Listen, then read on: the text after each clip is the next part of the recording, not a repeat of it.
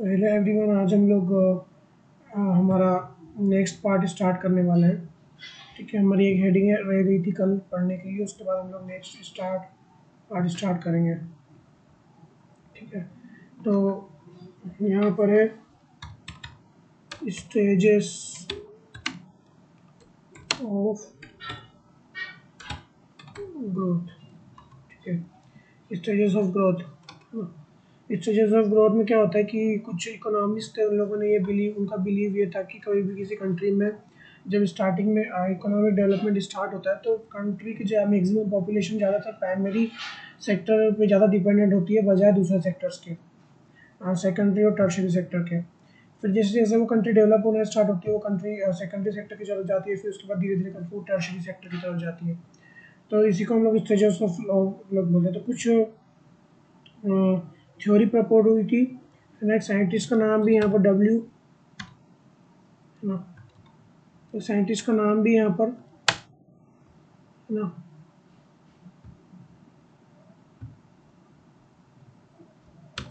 W.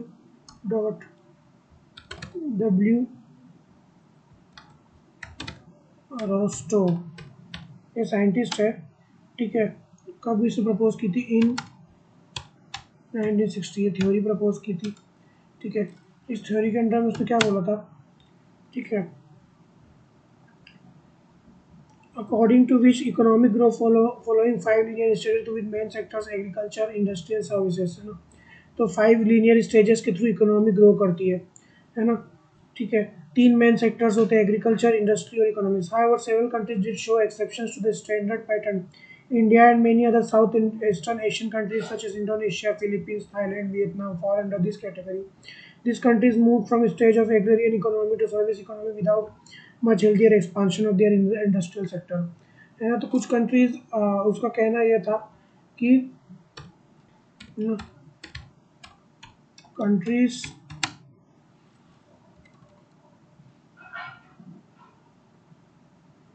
या फिर हम लोग यहाँ वर्ड से यूज कर सकते हैं economies grow, economics grow following 5 linear stages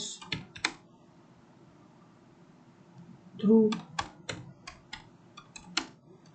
3 main sectors, that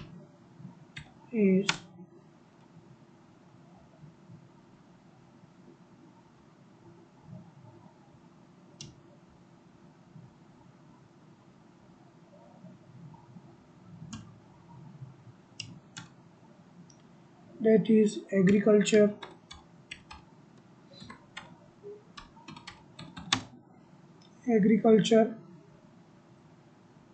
है ना,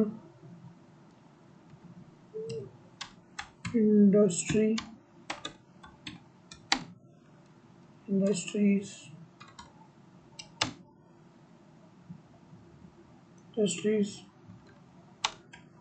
एंड सर्विसेज। उसका कहने का मतलब सिंपल सा ये था कि जो इकोनॉमीज है वो कैसे काम करती है। पहले किसी भी कंट्री में इकोनॉमिक डेवलपमेंट स्टार्ट होगा तो फिर एग्रीकल्चर से स्टार्ट होगा। जैसे धीरे धीरे वो एग्रीकल्चर जिससे से स्टार्ट होगा, वो कंट्री पहले फिर सेकेंडरी सेक्टर में जाएगी, मतलब इंडस्ट्रीज पे जाएगी, फिर इंडस्ट्रीज, है ना। ठीक है, इंडस्ट्रीज से फिर वो सर्विस सेक्टर पे जाएगी। बट ये जो था ये मेनली देखने को मिलता था, है ना, मैक्सिमम कंट्रीज में। सम showed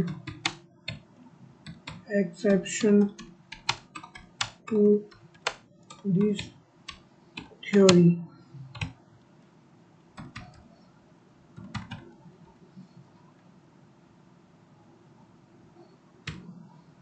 Exceptions to this theory, है ना। सब कंट्रीज, है ना, इसमें कौन कौन है? India, south east Asian countries है ना,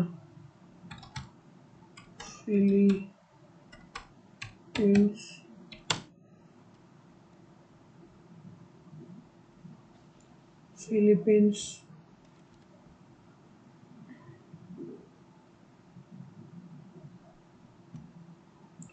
फिलीपींस, ठीक है। इसके अलावा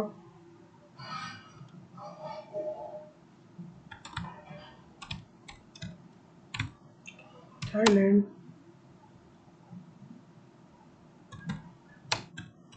and Vietnam. Some countries show exceptions to these theory, है ना। इसमें कौन कौन है? इंडिया है, ठीक है, वियतनाम, फिलीपींस, है ना, थाईलैंड। ये कुछ कंट्रीज में एक्सेप्शन शो किया। क्या शो एक्सेप्शन शो किया इन लोगों ने? ये लोग डायरेक्ट स्टार्टिंग में ये लोग इनके का एग्रीकल्चर था, इनके इंडस्ट्रियल सेक्टर डेवलप ही नहीं हो पाया और डायरेक्ट एकदम से किसमें चले गए? इन कंट्रीज में ज़्यादा क्या डेवलप हो गया? टर्शरी सेक्टर डेवलप हो गया, मतलब सर्विस सेक्टर एकदम से ज़्यादा डेवलप हो गया।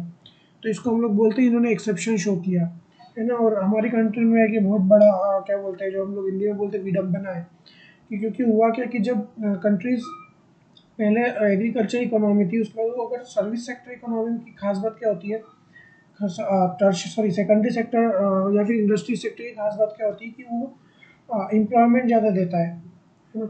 जैसे चाइना ने इंडस्ट्रियल सेक्टर में अच्छा खासा काम किया है, सेकेंडरी सेक्टर में अच्छा खासा काम किया है, और सर्विस सेक्टर ज़्यादा एम्प्लॉयमेंट दे नहीं पाता। सर्विस सेक्टर इनकम हमेशा अच्छी देगा पर एम्प्लॉयमेंट कम देता है, और जो सेकेंडरी सेक्टर है वो एम्प्लॉयमेंट ज़्यादा देता है, ठीक है। तो हमारी कंट्री भी इसका एक्सेप्शन है। हमारी कंट्री में पहले सबसे पहले क्या थी? बहुत ज़्यादा इंडस्ट्रीज थी, और सॉरी एग्रीकल्चर पर लोग ज़्यादा काम करते थे। हमारी कंट्री ने एकदम से जंप लिया एग्रीकल्चर से इन सर्विस सेक्टर की तरफ। सर्विस सेक्टर पे हम लोग एकदम से ज़्यादा चले गए। इसके कारण क्या हुआ कि हमारा एम्प्लॉयमेंट एकदम से हम लोग जितनी कम डेवलपमेंट के हिसाब से जितनी हमको एम्प्लॉयमेंट कम करनी चाहिए थी उतनी हम लोग कम कर नहीं पाए, और इसके कारण गवर्नमेंट भी परेशान है। मतलब अभी 15 अगस्त पे मोदी जी ने लाल किले से अनाउंस भी किया था कि हम क्यों सर्विस सेक्टर इंडस्ट्रियल सेक्टर पे फोकस नहीं करते, है ना, क्यों हम लोग हमेशा सर्विस सेक्टर की तरफ ही जाते हैं। उन्होंने बोला था कि यूथ को क्या करना चाहिए, और ज़्यादा इंडस्ट्रीज़ वगैरह पे फोकस करना चाहिए, इंडस्ट्रीज वगैरह के लिए वर्क करना स्टार्ट करना चाहिए, ठीक है। तो ये सारी चीज़ें हैं, और हम लोग नेक्स्ट हेडिंग पे जाते हैं, ठीक है, ठीक है।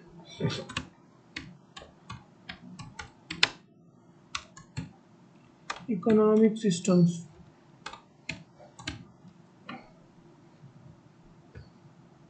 इकोनॉमिक सिस्टम, ठीक है।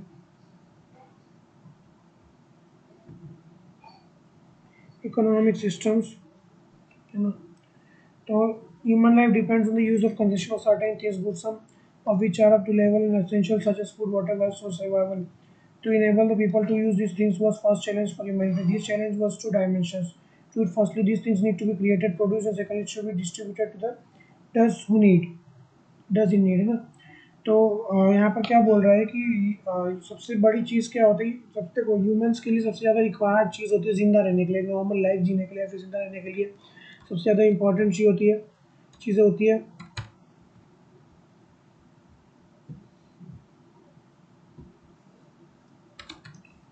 Food,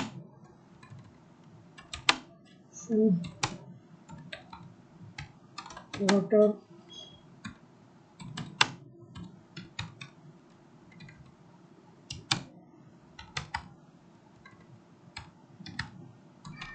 clothing,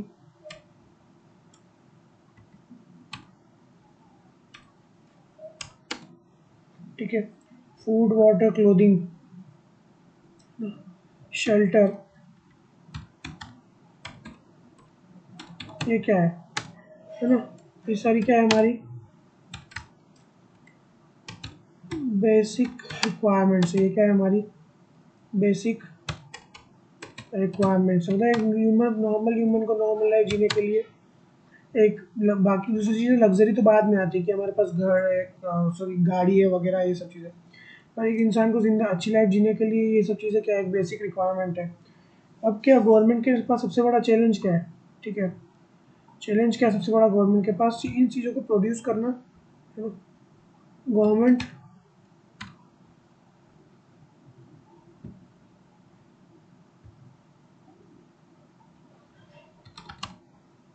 the first challenge for government is to produce these things, and the second thing is to distribute it among people. The government का सबसे first challenge क्या है? First challenge of the government is to produce these things, and the second challenge is to distribute among people, है ना। People who are in need, ठीक है। तो government के पास फर्स्ट चैलेंज क्या होता है कि इन चीज़ों को प्रोड्यूस करना है, फूड है, वाटर है, ठीक है। तो आपने देखा होगा कि हमारे पब्लिक डिस्ट्रीब्यूशन सिस्टम चलते हैं या फिर हमारा गवर्नमेंट पानी पहुंचाती है, ठीक है। तो गवर्नमेंट के पास फर्स्ट चैलेंज है कि हर पर्सन को ये एटलीस्ट बेसिक है, हम गवर्नमेंट के पास ये कि कंट्री के हर सिटीजन को एक बेसिक ठीक ठाक लाइफ जीने के लिए हर पर्सन को कैसे करके ये सारी फैसिलिटीज़ हम लोग पहुँचाए। गवर्नमेंट के पास सबसे बड़ा चैलेंज ये है। To fulfill needs of the people and economy needs to answer three fundamental questions: what to produce, how to produce, and for whom to produce. Today, in most countries, decisions depend on the market. Producers produce things which give the highest profits, or what, by using least costly process, and the how and the consumers, है ना। तो कोई भी चीज़, है ना,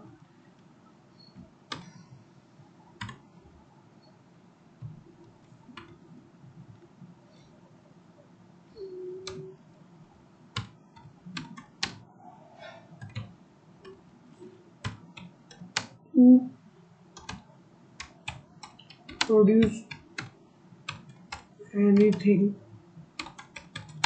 there are three options in front of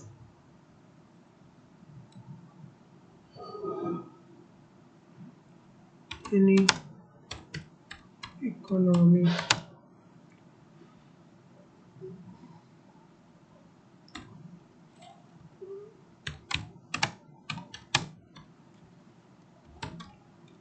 What to produce,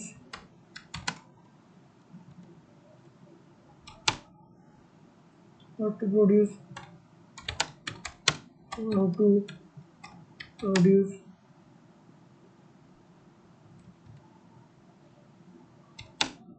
and for whom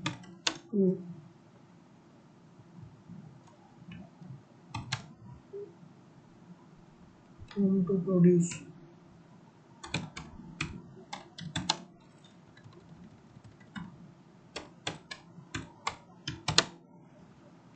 है ना। तीन क्वेश्चन रहते हैं इकोनॉमी के सामने: for what to produce, how to produce, and for whom to produce, है ना। अब यहाँ पर अगर हम लोग उसको सीधा सीधा हिंदी में ट्रांसलेट करें तो इसका मीनिंग क्या हो जाता है कि हमको क्या प्रोड्यूस करना है, उसको प्रोड्यूस करना कैसे और किसके लिए करना है ना। अब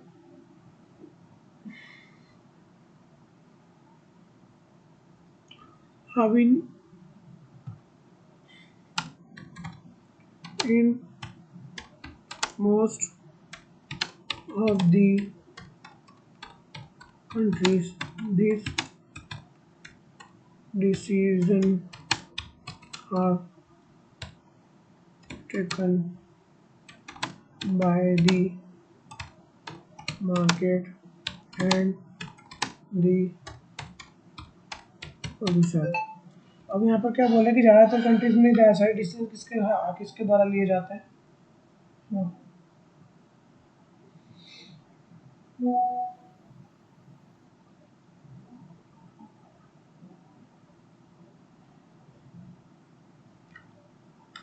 है ना।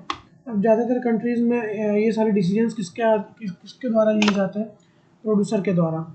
किसके द्वारा लिए जाते हैं? प्रोड्यूसर के द्वारा, ठीक है। प्रोड्यूसर ये डिसीजन लेता है उसको जो उसमें मैक्सिमम प्रॉफिट दिखेगा, है ना, या फिर मार्केट के द्वारा कि मार्केट में लोग क्या डिमांड कर रहे हैं, या फिर प्रोड्यूसर के द्वारा कैसे लिया जाएगा? उसको जो चीज़ अच्छी लगेगी वो प्रोड्यूस करेगा, जिसमें उसको ज़्यादा प्रॉफिट मिलेगा वो प्रोड्यूस करेगा, जिसका प्रोडक्शन कॉस्ट सबसे कम रहेगा वो प्रोड्यूस करेगा। These results depend on market. Producers produce the things which give them highest profit by using the least costly process and the consumers can pay for, है ना। तो प्रोड्यूसर क्या प्रोसेस, है ना, how to produce and from whom to produce, है ना। Producer क्या करेगा, उसको सबसे ज़्यादा प्रॉफिट जहाँ पर मिलेगा, जिसका प्रोडक्शन कॉस्ट सबसे कम पड़ेगा और जिसको प्रोड्यूस करना बड़ा आसान रहेगा, वो प्रोड्यूसर प्रोड्यूस करेगा। सिंपल सा रूल ये है, मैक्सिमम इकोनॉमीज में प्रोड्यूसर ही कंट्रोल करता है। For production, one needs to be set productive assets for his money need to be spent, known as investment. But who will invest and why? In this process of taking this challenge, there are different types of economic systems, different ways of organizing economy. We can prepare a long list of economic systems. However, three of the considered major ones, a brief overview of which is present in the following sections. तो अब यहाँ पर अलग अलग type की economies के बारे में हम लोग पढ़ेंगे। अलग अलग टाइप की इकोनॉमीज होती है, उनके बारे में हम लोग पढ़ेंगे कौन कौन सी इकोनॉमीज होती है, ठीक है। ठीक है, तो कौन कौन सी इकोनॉमीज होती है, ठीक है। अब मैं यहाँ पर धीरे धीरे करके एक एक करके वहाँ पर टाइप करूँगा और एक्सप्लेन करूँगा किस तरीके से चीज़ें काम करती है, ठीक है। कितने मिनट का हो गया? 16 मिनट का, ठीक है।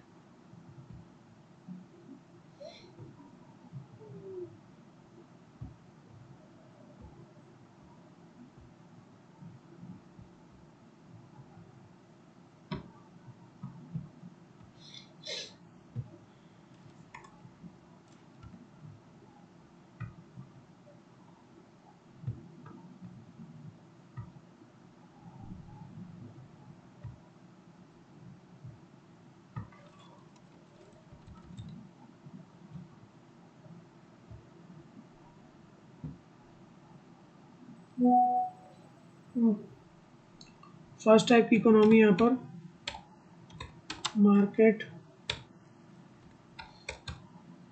इकोनॉमी। फर्स्ट टाइप की इकोनॉमी क्या है? Market economy. मार्केट इकोनॉमी हम लोग किसको बोलते हैं? सिंपल सी बात है, मार्केट इकोनॉमी नाम में ही दिख रहा है, जहाँ पर क्या है, सबसे सारे डिसीजंस जो है वो मार्केट के ऊपर है। मार्केट के ऊपर गवर्नमेंट ने सब कुछ छोड़ रखा है, गवर्नमेंट का कोई इंटरफेरेंस नहीं है, गवर्नमेंट का कोई मतलब नहीं है, कोई चीज़ महंगी बिक रही है, कौन चीज़ सस्ती बिक रही है, कंज्यूमर उसको अफोर्ड कर पा रहा है कि नहीं कर पा रहा है, गरीब आदमी को वो चीज़ मिल रही है कि नहीं मिल रही है, कोई मतलब नहीं गवर्नमेंट को। गवर्नमेंट को इंटरफेरेंस से मतलब नहीं है, गवर्नमेंट ने पूरा बिजनेसमैन और कैपिटलिज्म के हाथ में वो छोड़ रखा है।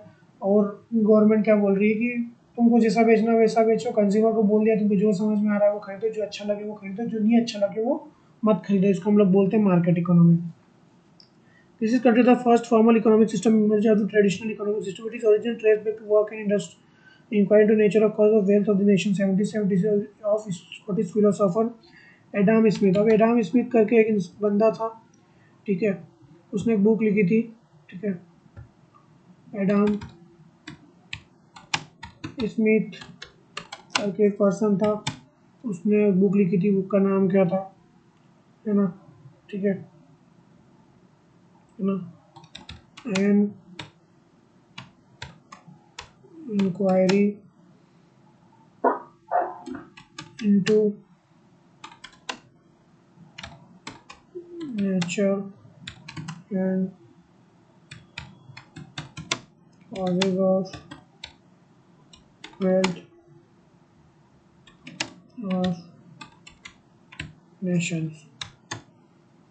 An inquiry into nature and cause of wealth of nations। तो ये राम स्मिथ ने एक बुक लिखी थी, ठीक है, तो इकोनॉमिस्ट था, ठीक है ना। तो इसका वही था कि मार्केट लेट द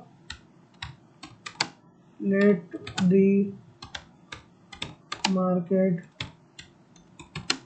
डिसाइड। क्या था कि मार्केट को अपने आप डिसाइड करने दो, उसको क्या चीज़ चाहिए क्या चीज़ नहीं चाहिए, हमको बिल्कुल भी इंटरफेयर करने की ज़रूरत नहीं है, मार्केट को अपने हिसाब से चलने दो, मार्केट हर चीज़ मैनेज कर लेगा।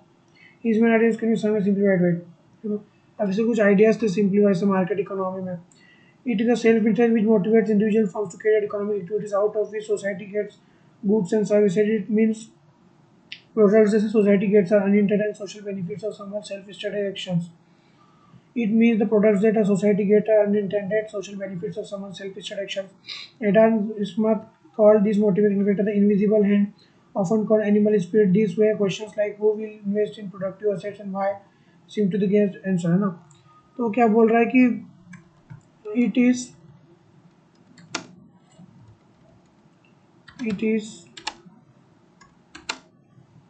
self interest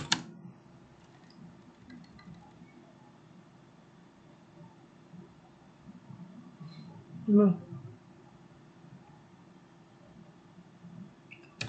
interest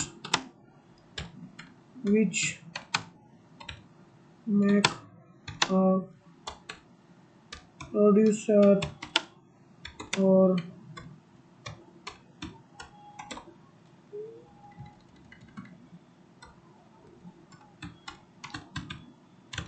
man to produce things that the society gets है ना. तो बोल रहा है कि जो जो प्रोड्यूसर या फिर बिजनेसमैन का सेल्फ इंटरेस्ट है वो क्या करता है बिजनेसमैन को मजबूर करता है या फिर मोटिवेट करता है वो चीज़ है ना. यहाँ पर हम लोग अगर मैं की जगह मोटिवेट लिख दूँ यहाँ पर मैं क्या लिख सकता हूँ मोटिवेट विच मोटिवेट प्रोड्यूसर और बिजनेस में produce his debt he gets. ठीक है. तो सेल्फ इंटरेस्ट जो है वो बिजनेसमैन या फिर प्रोड्यूसर को मोटिवेट करता है चीज़ें प्रोड्यूस करने के लिए जो क्या है जो सोसाइटी या फिर जो कंज्यूमर को मिलती है. ठीक है. इसको हम लोग इनविजिबल हैंड थ्योरी भी बोलते हैं. It means that producers that a society products that society gets unintended social benefits of someone self interested actions. Adam Smith called this motivating factor the invisible hand, often called animals. To these were questions like who will invest in productive assets and why seems to be get answered. है ना. तो वो क्या बोल रहा है कि producer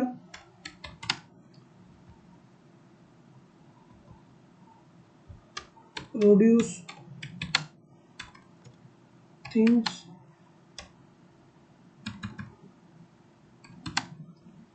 for his self interest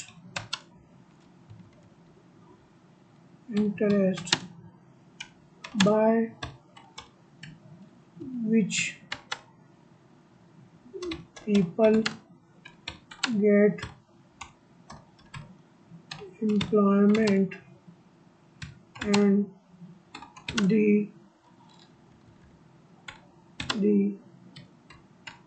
consumer get products and government get taxes. ठीक है. तो क्या बोल रहा है कि प्रोड्यूसर कुछ भी कोई बिजनेसमैन कुछ भी प्रोड्यूस करना पाता है उसका खुद का स्वार्थ है वो पैसा कमाना चाहता है. जब वो पैसा कमाने के लिए क्या करता है कुछ भी प्रोड्यूस करता है कोई भी चीज़ और जब वो चीज़ें प्रोड्यूस करने की कोशिश करता है तो उससे उसको ये फ़ायदा होता है कि वो अपने आप ही वो भले एम्प्लॉयमेंट नहीं जनरेट करना चाहता पर उसको अपना प्रोडक्शन करने के लिए कुछ लोगों को एम्प्लॉयमेंट कुछ नौकर रखना पड़ेगा या फिर कुछ भी एम्प्लॉयज़ रखना पड़ेंगे तो अपने आप ही एम्प्लॉयमेंट को उसको सैलरी देनी पड़ेगी. अगर वो एम्प्लॉयमेंट रखेगा तो कोई फ्री में काम तो करेगा नहीं उसके पास तो वो एम्प्लॉयमेंट करेगा तो उससे क्या होगा एम्प्लॉयमेंट उसको लोगों को देनी पड़ेगी. कंज्यूमर को प्रोडक्ट मिल जाएगा एम्प्लॉयर को एम्प्लॉय को एम्प्लॉयमेंट मिल जाएगी. गवर्नमेंट भी टैक्स लेगी तो गवर्नमेंट को टैक्सेस मिल जाएंगे. तो इसकी वजह से वो भले ही नहीं चाहता है वो किसी का समाज का भला करना नहीं चाहता है पर समाज का भला उसके स्वार्थ के कारण समाज का अपने आप में भला हो रहा है. ठीक है.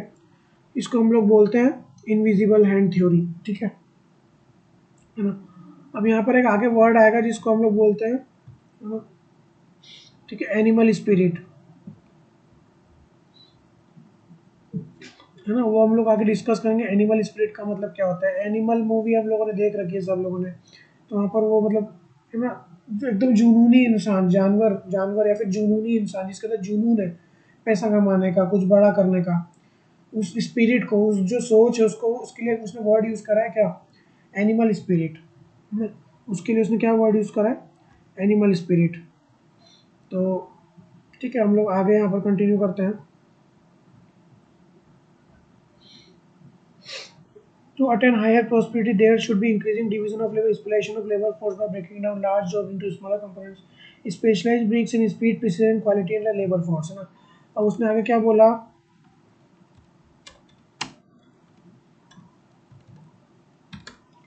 to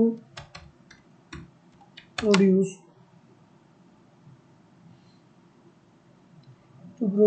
to attain, sorry,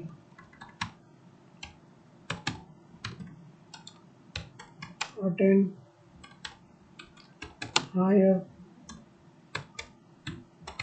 prosperity,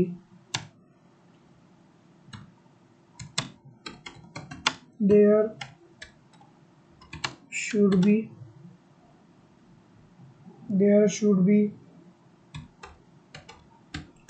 division of labor, या फिर हम लोग बोल सकते हैं इसको हम लोग क्या, स्पेशलाइजेशन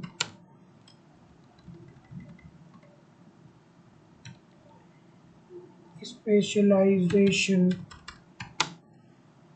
क्या हो रहा है, स्पेशलाई, ठीक है, specialisation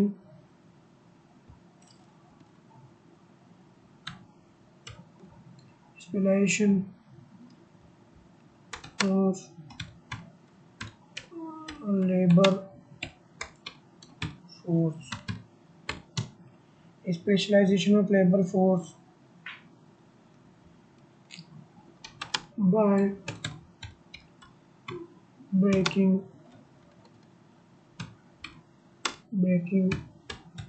down large jobs into smaller ones।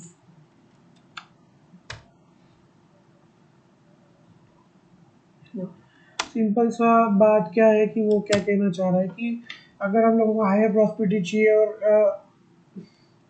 है ना, आगे का पॉइंट में लिखता हूँ, will improve it will improve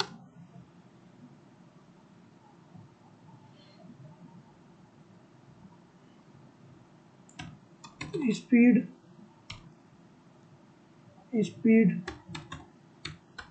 precision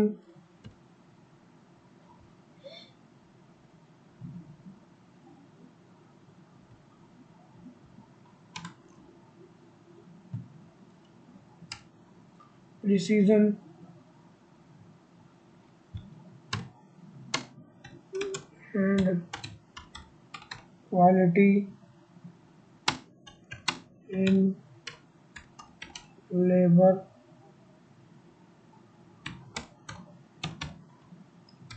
force, है ना। To attain higher prosperity,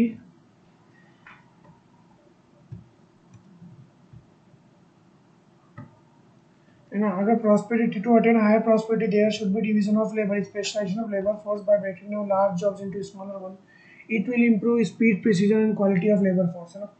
तो अगर हमको प्रॉस्पेरिटी बढ़ानी है, अगर हम लोगों को इंडिया कोई भी इंडस्ट्री है, कोई भी इकोनॉमी है, उसकी अगर हम लोगों को, है ना, उसके हम लोगों को एफिशिएंसी बढ़ानी है, उसमें अगर हम लोगों को ज़्यादा अच्छे से काम करना है, कम लेबर में कम टाइम में को ज़्यादा काम करना है, तो डिवीजन ऑफ लेबर होना चाहिए। डिवीजन ऑफ लेबर कैसे होना चाहिए कि हर लेवल पे, है ना, छोटे काम के लिए अलग आदमी, बड़े काम के लिए अलग आदमी, उससे बड़े काम के लिए, उससे ज़्यादा स्पेशलाइज्ड वर्क के लिए अलग आदमी। जैसे हम लोग गवर्नमेंट में देखते हैं कि भाई हवलदार होता है, जैसे पुलिस में हम लोग बोल रहे हैं कि हवलदार है, हवलदार के ऊपर है कोई और ऑफिसर है, फिर उसके ऊपर कोई और ऑफिसर है, फिर उसके ऊपर कोई एस डी ओ पी है, फिर एस डी ओ पी के ऊपर एस पी है, एस पी के ऊपर आई जी है।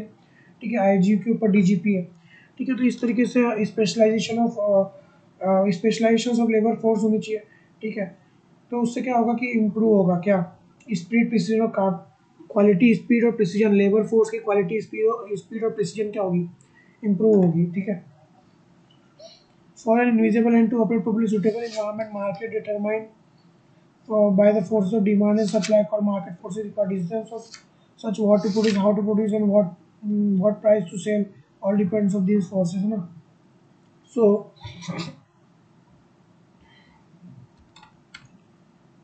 there should be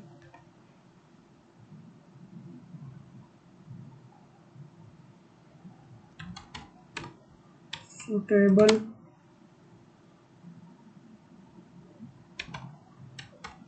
in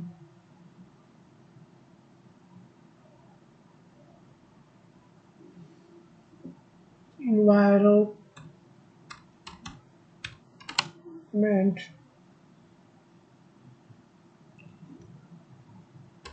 in the individual environment suitable environment determined by the force of demand and supply, you know,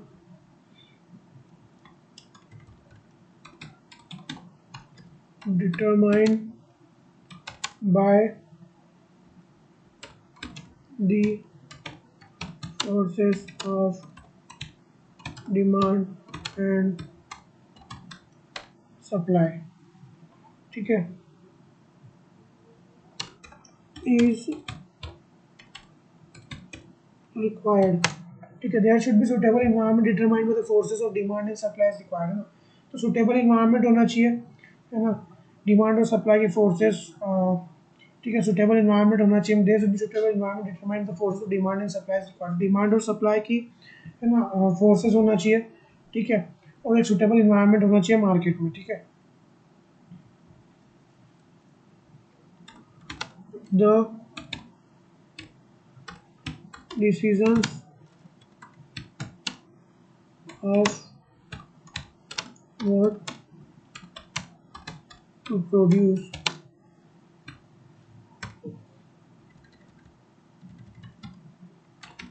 to produce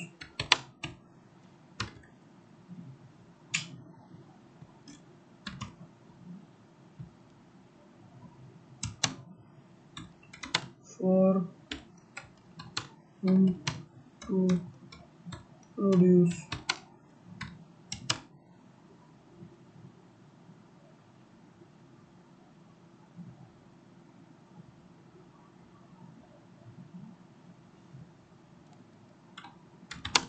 how much to produce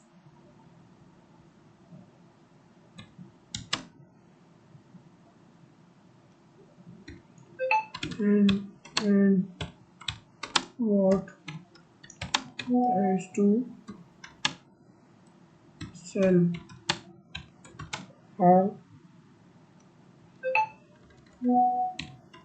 all depend on these forces, है ना। तो ना, market forces, demand और supply की जो market force है वो ही determine करती है क्या प्रोड्यूस करना है, क्यों प्रोड्यूस करना है, किसके लिए प्रोड्यूस करना है और क्या रेट पे उस चीज़ को बेचना है। वो सारी चीज़ें कौन डिटरमाइन करते हैं, मार्केट फोर्सेस ही डिटरमाइन करती है, हाँ। This economic system is regulated by competition prevailing in the market। तो अभी जो इकोनॉमिक सिस्टम है कौन रेगुलेट करता है, मार्केट में कंपटीशन, मार्केट का जो कंपटीशन है उस पर पूरा हम लोगों ने छोड़ रखा है। वो मार्केट का जो सिस्टम है वो रेगुलेट करता है क्या, है ना, इस इकोनॉमिक सिस्टम को, ठीक है। For efficient of economic activities, government should follow the policy of laissez-faire, French word which means leave it alone, which is generally translated by economists as non-interference. And the laser interference, है ना, and by the government. Better economic performances, non-interference government means different things such as government playing no or at least role in economic role, producing none of the goods and services, no economic regulation and no taxes imposed, है ना. अब यहाँ पर एक word use किया है उसमें, है ना, जिसको हम लोग बोलते हैं लेजर स्फीयर. क्या बोल रहे हैं हम लोग, है ना, ठीक है. गवर्नमेंट should follow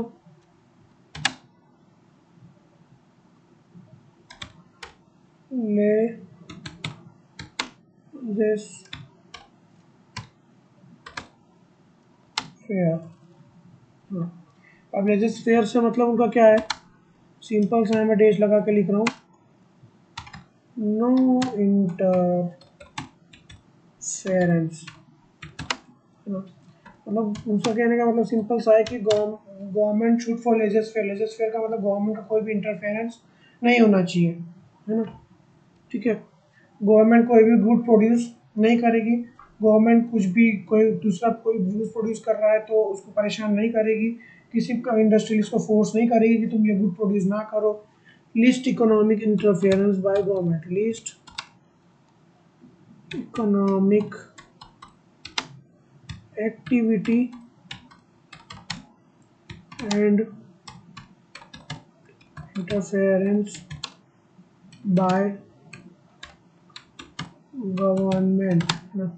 तो लीस्ट गवर्नमेंट जो इकोनॉमिक कम से कम होना चाहिए, गवर्नमेंट का कोई भी इकोनॉमिक इंटरफेरेंस किसी प्रोड्यूसर को या फिर किसी भी इंडस्ट्रीज को के लिए बिल्कुल भी नहीं होना चाहिए. इसका मतलब ये है, ठीक है. No regulation no taxes imposed, है ना. देखो, no economic regulation, no economic regulation and no taxes imposed, है ना. इकोनॉमिक रेगुलेशन भी नहीं होना चाहिए, टैक्सेस भी इम्पोज नहीं होना चाहिए. Adam Smith himself calls an economic system the system of natural beauty rather than decide drivers to major economic system, capitalism and free market economy. Though they are based on the same economic environment, demand and supply, there are subtle differences between them. While capitalism is focused on creation of wealth and ownership of productive assets, free market is focused on exchange of wealth.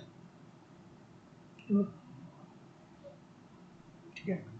In capitalist systems, there might be some government regulation, but private owners can have a monopoly on the market, thus prevent competition. However, free market is solely based on market forces, demand and supply, and there is little or no government regulation. There is why in a free market economy, free competition is possible without any interventions from outside forces.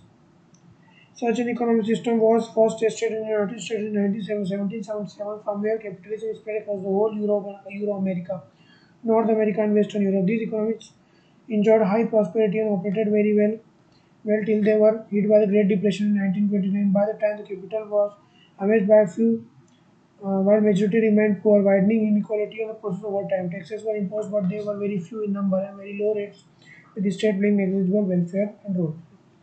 अब ये जो system है ना, इसको हम लोग capitalism से connect कर सकते हैं. ये जो लेजर फेयर का सिस्टम है, इसमें एडम स्मिथ ने क्या बोला कि गवर्नमेंट का इंटरफेरेंस कुछ होना ही नहीं चाहिए, no taxes no economic regulation, कुछ भी बेचो कुछ भी पैसा कमाओ, है ना. कंपटीशन से डिसाइड होगा कि मार्केट में क्या बिकना है क्या नहीं बिकना है. अगर मान लो कि कोई चीज़ कंज्यूमर को पसंद नहीं आ रही है तो वो चीज़ अपने आप बिकना बंद हो जाएगी. जब वो चीज़ बिकना बंद हो जाएगी तो कंपनी जो होगी जो उस चीज़ से रिलेटेड जो कंपनी होगी वो अपने आप बंद हो जाएगी. जो चीज़ कंज्यूमर को पसंद आ रही है ना, जो चीज़ कंज्यूमर को पसंद आ रही है वो कंज्यूमर खरीदेगा. वो चीज़ का जब कंज्यूमर खरीदेगा तो वो चीज़ अपने आप बिकने लग जाएगी और वो कंपनी अपने आप बड़ी कंपनी, वो बिजनेस अपने आप बड़ा होता चला जाएगा. ऐसा मानना था एडम स्मिथ का. अब ये जो सिस्टम है ना, ये फॉलो हुआ, ठीक है. पूरी तरीके से फॉलो नहीं हुआ. कैपिटलिज्म इसको हम लोग कैपिटलिज्म से रिलेट कर सकते हैं. किससे रिलेट कर सकते हैं? कैपिटलिज्म से. इसको हम लोग रिलेट कर सकते हैं कैपिटलिज्म से. कैपिटलिज्म क्या बोलता है? कैपिटलिज्म ये बोलता है कि जिसको जितना पैसा कमाना हो कमाओ, जिसको जितना जो बेचना हो बेचो, जिसको जितना महंगा बेचना हो बेचो, है ना। कोई गवर्नमेंट कोई भी इंटरफेयर नहीं करेगी, कुछ नहीं करेगी, आराम से पैसा खूब मतलब पैसा कमा सकते, गवर्नमेंट इंटरफेयर नहीं करेगी। पर थोड़ा सा फ़र्क है एडम स्मिथ की थ्योरी में और कैपिटलिज्म में। एडम स्मिथ की थ्योरी और कैपिटलिज्म में ये फ़र्क है, कैपिटलिज्म में, इन कैपिटलिज्म, इन capitalism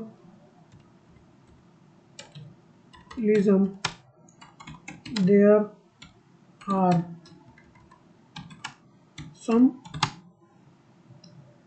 taxes, but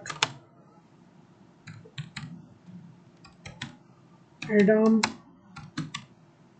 Smith in his theory said that there should be no taxes, है ना। तो एडम स्मिथ क्या बोल रहा है कि बिल्कुल टैक्सेस होना ही नहीं चाहिए, ठीक है। और कैपिटलिज्म वाले सिस्टम में क्या है, थोड़े बहुत टैक्सेस पहले से हमेशा प्रेजेंट रहते हैं। अब देखो, दिस टाइप ऑफ सिस्टम, रुको बस 5-10 मिनट रुको, नहीं चलते ना, system prevailed in this type of system prevailed in whole Europe and America. This type of system prevailed in whole Europe and America till the Great Depression of 1929, ठीक है। तो अब ये सिस्टम एक नंबर चलता रहा 1929 तक, है ना। ये आया था 1777 में ये सिस्टम इंट्रोड्यूस हुआ था। 1929 तक पूरी यूरोप और अमेरिका में ये सिस्टम चलता रहा कि गवर्नमेंट कुछ भी ध्यान ही नहीं देगी बिजनेस पे, क्या चल रहा है क्या नहीं चल रहा, गवर्नमेंट को मतलब ही नहीं है, ठीक है। जैसा बिजनेस चल, गवर्नमेंट से थोड़े बहुत टैक्सेस लगाएगी, है ना। दिस टाइप ऑफ सिस्टम, ये सिस्टम चलता रहा यूरोप में भी और अमेरिका में भी, जब तक 1929 का ग्रेट डिप्रेशन नहीं आया। 1929 का ग्रेट डिप्रेशन आने के बाद क्या हुआ, 1929 का जब ग्रेट डिप्रेशन आया तो एक चीज़ समझ में आई कि गवर्नमेंट को एक चीज़ समझ में आई कि हम लोग पूरा की सब कुछ मार्केट पे हम लोग नहीं छोड़ सकते, हमको कुछ ना कुछ थोड़ा बहुत तो इंटरफेरेंस करना ही पड़ेगा, ठीक है। तो लोगों को, गवर्नमेंट को ये समझ में आया 1929 के ग्रेट डिप्रेशन के बाद कि यार गवर्नमेंट का थोड़ा बहुत इंटरफेरेंस तो होना ही चाहिए, ठीक है। अगर गवर्नमेंट इंटरफेयर नहीं करेगी तो ये फिर वो एक प्रॉब्लमेटिक सिचुएशन बन जाएगी, वापस 1929 जैसे ग्रेट डिप्रेशन आने के चांसेस रहेंगे, ठीक है। तो आगे हम लोग कंटिन्यू करेंगे कौन सा ऑफ दिस सिस्टम से, ठीक है। आज ये वाला वीडियो यहीं तक ख़त्म करते हैं, ठीक है।